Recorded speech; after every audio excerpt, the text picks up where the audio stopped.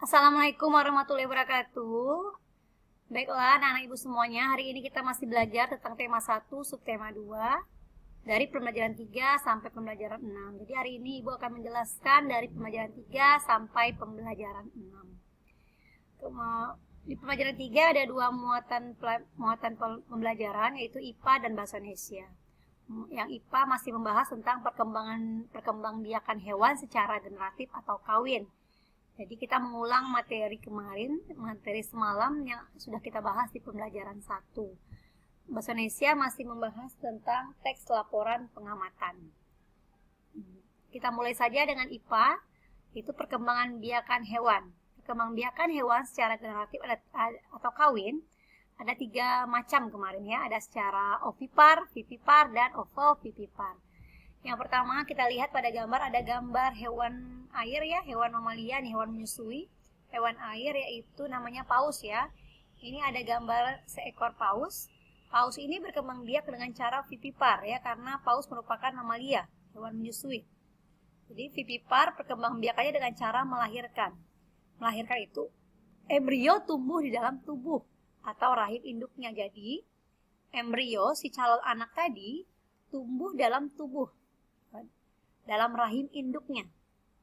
Jadi yang dikandung itu adalah embrio si calon anak. Ya, kemudian melahirkan seperti hewan-hewan mamalia lainnya. Kemudian ini ada gambar ikan lele. Ikan lele ini berkembang biak dengan cara bertelur atau ovipar.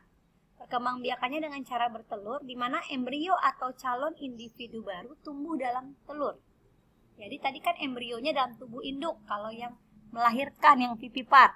Sedangkan ovipar, embrionya tumbuh dalam telur. Kemudian telurnya dikeluarkan dari tubuh induk, kemudian mengalami masa mengeram. Kemudian setelah dieram, kemudian menetaslah embrionya, calon anaknya dari telur tersebut.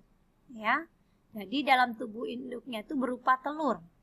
Ya, si calon anak atau si embrionya ada di dalam telur atau tumbuh di dalam telur. Berbeda dengan yang melahirkan yaitu vivipar. Lanjut ikan pari yang ketiga. Ikan pari, ikan hiu, platypus dan lainnya adalah hewan yang berkembang biak dengan cara ovovivipar. Bertelur dan melahirkan. Maksudnya bagaimana nih Bu bertelur dan melahirkan? Jadi pada saat dalam tubuh induknya si embrio atau calon anak berada dalam telur. Ya, jadi si ibunya tuh mengandung embrio yang ada dalam telur. Jadi bukan langsung anak pada rahim, bukan langsung calon anak dalam rahim, tapi ada di dalam telur. Namun pada saat setelah menetas dalam tubuh induknya, jadi menetasnya dalam tubuh induknya tidak ada masa mengeram, anak keluar. Ya, anak baru akan dikeluarkan dari tubuh induknya dengan cara melahirkan. Jadi yang keluar itu anak, bukan telur. Kalau ovovivipar. Jadi telurnya ada dalam tubuh induknya pada saat si ikan pari ini mengandung, itu berupa telur dalam tubuh induknya. Jadi si anak itu bukan dalam rahim, tapi berada dalam telur ya, si embrio atau calon anak. Setelah menetas dalam tubuh induknya baru akan dikeluarkan dengan cara melahirkan. Seperti itu, Ibu harap anak-anak Ibu mengerti tentang perbedaan perkembangbiakan ovipar, vivipar, dan ovovivipar. Sekarang kita masuk ke bahasa Indonesia, membuat peta pikiran berdasarkan ide pokok laporan ya. Masih tentang teks laporan pengamatan ya, membuat peta pikiran. Peta pikiran itu berisi tentang ide-ide pokok. Misalnya ada 5 paragraf dalam suatu teks laporan, maka ada 5 peta pikiran, 5 gagasan pokok atau 5 ide. Ya, pernah membuat sebelumnya di kelas 5 atau kelas 4 mungkin. Jadi anak Ibu sudah memahami ya seperti apa membuat peta pikiran. Seperti jaring-jaring laba-laba ya, membuat peta pikiran. Jadi bagaimana cara membuat peta pikiran berdasarkan ide pokok laporan? Langkah-langkahnya itu adalah membaca laporan dengan seksama. Seksama artinya dengan sungguh-sungguh, dengan teliti. Baca dulu laporannya, pahami laporannya, tentukan isinya apa. Kemudian catat setiap kata kunci yang terdapat dalam laporan. Di laporan itu garis bawahi kata-kata kunci yang terdapat dalam laporan tersebut. 3. Membuat daftar ide pokok setiap paragraf. Jadi Misalnya paragrafnya ada 5, berarti ada 5 ide pokok yang sudah kamu temukan. Maka baru bisa kita pindahkan ke dalam jaring laba-laba peta pikiran. Ya, baru kita pindahkan menjadi sebuah peta pikiran semua ide pokok yang sudah ditemukan tadi. Dalam memahami apa ide pokoknya atau informasi yang terdapat dalam laporan teks pengamatan, gunakan kata tanya apa, siapa, di mana, kapan, mengapa, ya. Jadi kita gunakan kata tanya apa, di mana, kapan, siapa, mengapa, dan bagaimana untuk menemukan gagasan utama dan informasi dari laporan tersebut. Ya. Seperti itu cara membuat peta pikiran berdasarkan ide pokok laporan. Kita masuk ke pembelajaran 4. Kemarin juga kita sudah belajar di pembelajaran 2 tentang makna sila keempat Pancasila. Ya. Makna sila keempat Pancasila sudah dipelajari di pembelajaran 2. Sekarang kita mempelajari penerapan nilai-nilai sila keempat Pancasila. Penerapan itu bagaimana pelaksanaannya dalam kehidupan sehari-hari. Bagaimana pengamalannya, bagaimana praktek pengamalannya dalam kehidupan sehari sila keempat Pancasila tersebut. Jadi sila keempat ini menjadi pedoman dalam menyelesaikan masalah yang menyangkut kepentingan bersama. Jadi kalau permasalahan dalam kehidupan sehari baik di lingkungan rumah, di sekolah maupun masyarakat, penyelesaian masalahnya kalau kita bangsa Indonesia lebih mengutamakan musyawarah untuk mufakat. Ya, mengambil keputusan itu tidak boleh sepihak, tapi harus melalui tahap musyawarah, didiskusikan, dirapatkan terlebih dahulu. Sesuai dengan sila keempat Pancasila, penyelesaian masalah sebaiknya dilakukan dengan cara musyawarah untuk mencapai mufakat. Contoh pengamalan sila keempat Pancasila dalam kehidupan sehari-hari. Yang pertama, melakukan musyawarah untuk menentukan jadwal ronda di lingkungan masyarakat nih. Akan diadakan jadwal ronda secara bergantian atau akan diadakan kegiatan kerja bakti. Nah, dia lakukan rapat terlebih dahulu ya. Musyawarah itu kan sama dengan rapat ya. Jadi Pak RT, Pak RW melakukan musyawarah untuk menentukan jadwal ronda di lingkungan. Dalam rapat atau musyawarah kita harus siap untuk menerima pendapat orang lain, saling mendengarkan pendapat. Yang kedua, mengikuti pemilihan umum. Nah, kemarin ada pemilihan umum badan calon legislatif dan juga presiden. Nah, pemilihan umum itu termasuk contoh dari pelaksanaan musyawarah. Ya. Jadi mengikuti pemilihan umum misalnya pilihan presiden atau pemilihan kepala daerah. Ya. Kita sudah melaksanakan penerapan Pancasila sila keempat dengan melaksanakan pemilihan umum. Karena tidak tiba-tiba milih presidennya bukan karena keinginan sendiri, tapi rapat seluruh rakyat Indonesia dengan sistem voting, ya, pemilihan suara terbanyak. Yang ketiga, mengikuti pemilihan ketua kelas dengan tertib. Ini salah satunya ya, ini kalau musyawarah untuk menentukan jadwal ronda, pengamalan sila keempat di lingkungan masyarakat. Pemilihan umum ini pelaksanaan sila keempat di kehidupan berbangsa dan bernegara. Yang ketiga, mengikuti pemilihan ketua kelas ini merupakan pelaksanaan musyawarah di lingkungan sekolah. Ya. Yang keempat, tidak memaksakan kehendak dalam suatu musyawarah yang diikuti. Jadi kalau kamu mengikuti musyawarah, rapat atau diskusi, kita tidak boleh memaksakan pendapat kita kepada orang lain. Harus ini, gitu ya. Nanti nggak tegur sapa gara-gara pendapat kamu tidak diterima orang lain. Kita harus bisa menghargai pendapat orang lain dan juga tidak menganggap pendapat kita yang paling benar. Harus bisa kita mendengarkan orang lain ya, saling mendengarkan. Kita bisa bebas memberikan pendapat dan orang lain pun punya hak untuk didengarkan pendapatnya. Kita masuk ke pelajaran 4 yaitu bahasa Indonesia.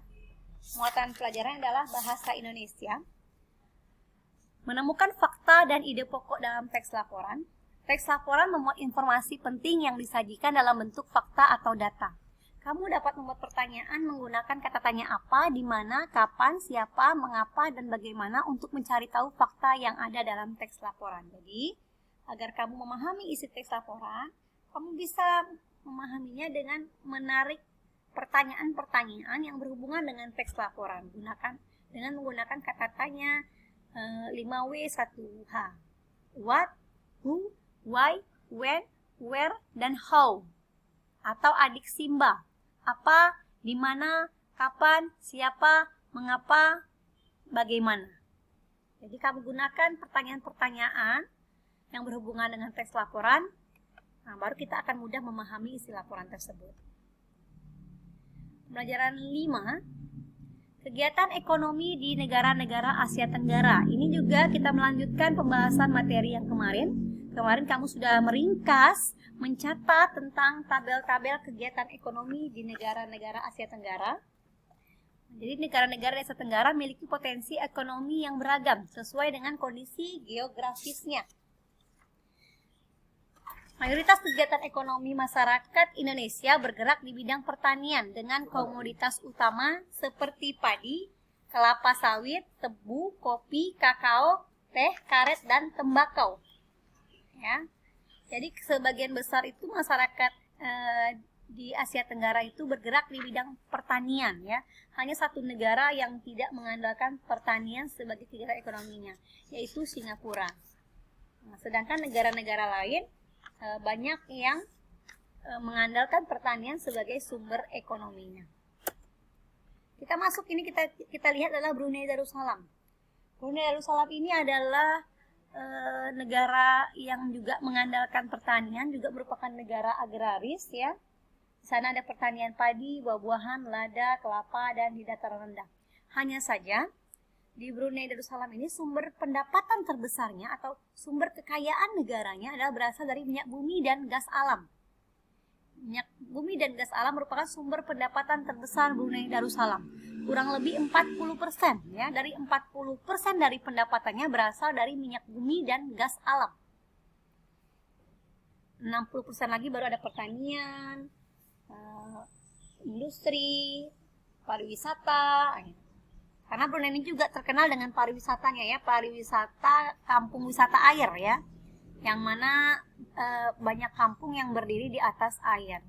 Jadi mereka juga banyak menarik wisatawan untuk datang ke sana, ya, datang ke Brunei Darussalam, sehingga mereka juga mendapatkan penambahan devisa negara, pendapatan negara dari faktor pariwisata.